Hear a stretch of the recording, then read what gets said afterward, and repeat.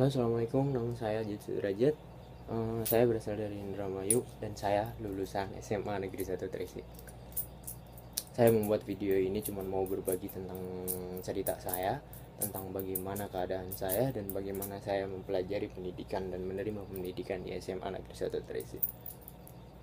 Sebenarnya ketika saya mengingat nama SMA Negeri 1 Tresi, apa sih yang saya ingat? Yang pertama adalah bentuk sekolahnya. Bentuk sekolah yang dulu saya sekolah di SMA Negeri 1 Tresi sangat jauh berbeda banget sama sekarang yang ada sekolah.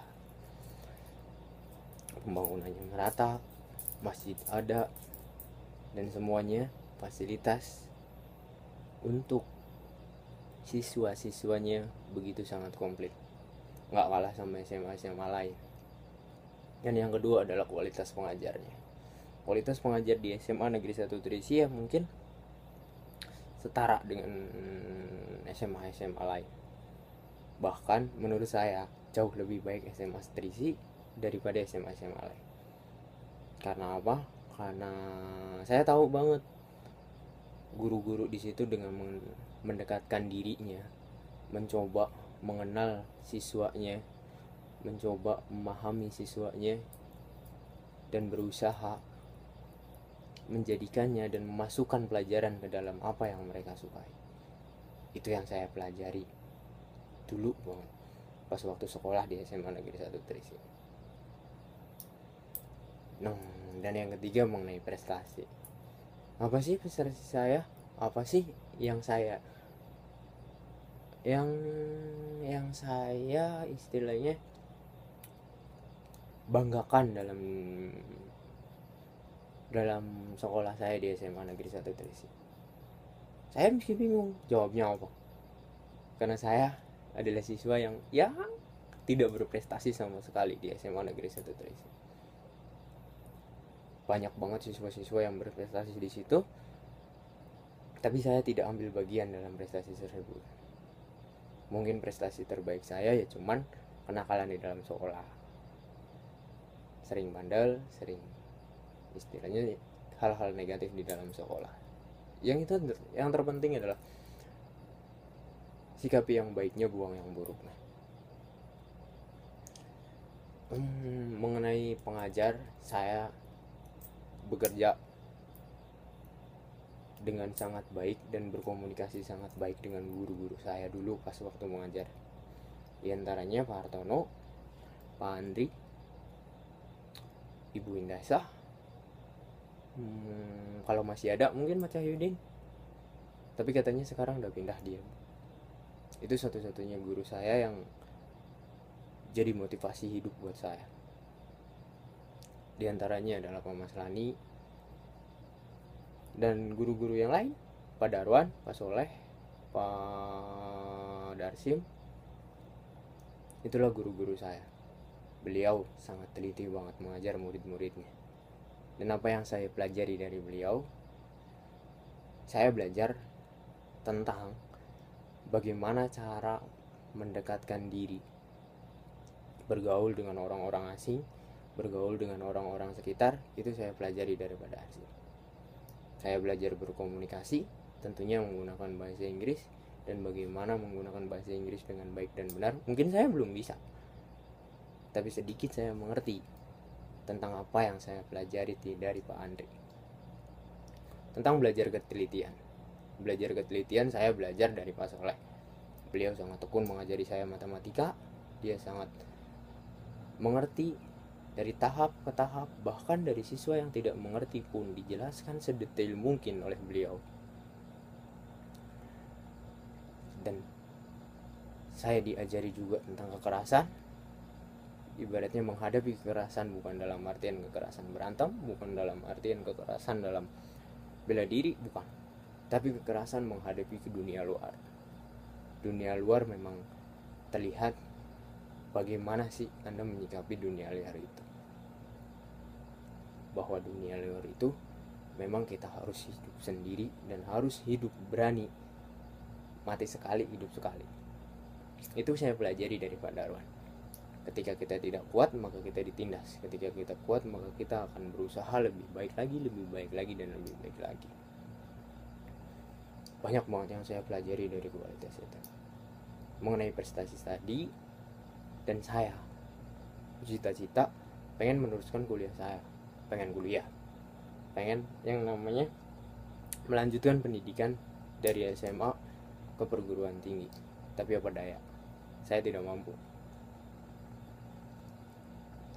Saya tidak mampu buat melanjutkan kuliah karena bukan orang tua saya tidak mampu, bukan orang tua saya nggak mau menyekolahkan anaknya, tapi saya melihat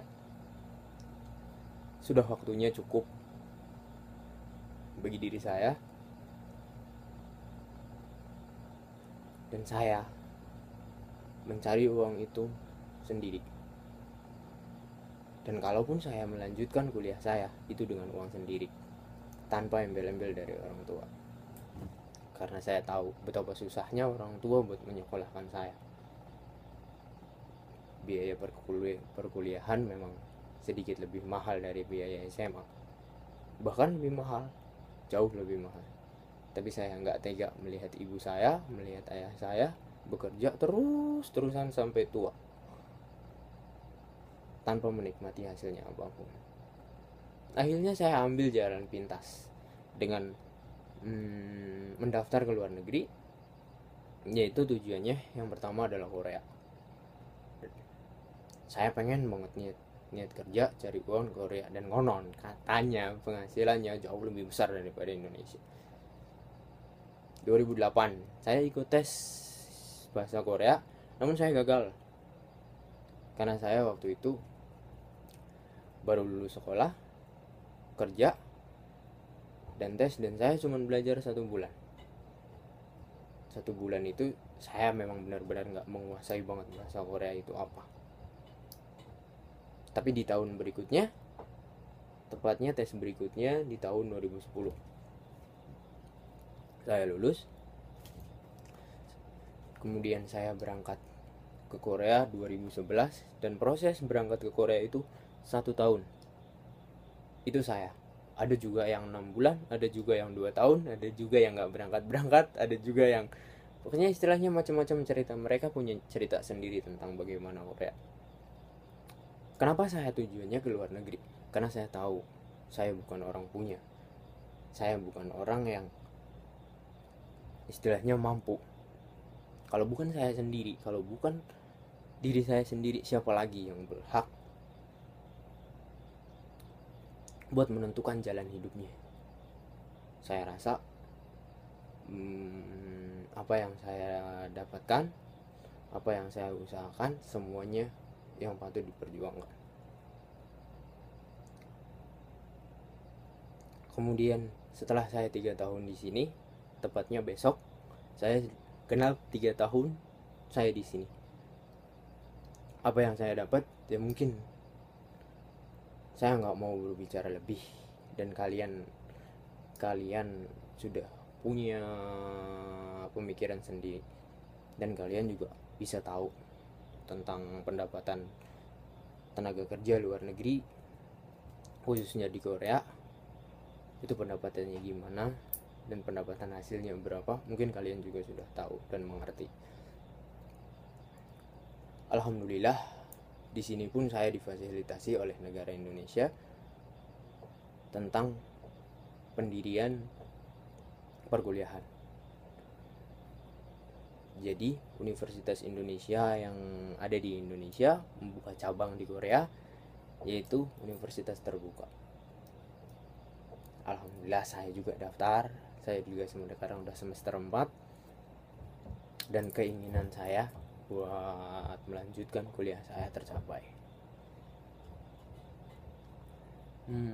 Itu saja mungkin pengalaman pribadi saya tentang keberangkatan saya ke Korea. Mungkin yang jadi motivasi kalian adalah bagaimana kalau misalkan kalian orang yang tidak mampu maupun sudah mampu. Orang yang tidak mampu saja bisa berusaha. Orang yang tidak berprestasi di sekolahnya saja, asalkan dia berusaha, asalkan dia terus-terusan berusaha. Kegagalan bukan berarti segalanya. Saya pernah gagal, tapi terus berusaha mencoba lagi. Apa dari kesalahan kegagalan saya? dan alhamdulillah berhasil. Dan sekarang insya Allah apa yang saya mau saya dapat, apa yang saya pinginkan saya bisa beli, apa yang saya impikan sedikit mulai sedikit sudah terkabul. Terima kasih ya Allah.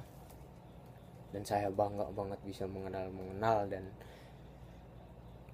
berterima kasih atas pendidikan yang diterima oleh saya, terutama terima kasih kepada guru-guru saya, terima kasih Bapak, Ibu, semuanya guru-guru negeri SMA 1 Trisi. Kalian yang terbaik, kalian gak kalah dan kalian gak jauh berbeda dengan kualitas negara-negara lain. Negara lain mungkin mengajar dengan metode, dengan fasilitas yang memadai, tapi Anda menggunakan pemikiran Anda, pendekatan Anda, dan itu jauh lebih baik dari segalanya. Jauh.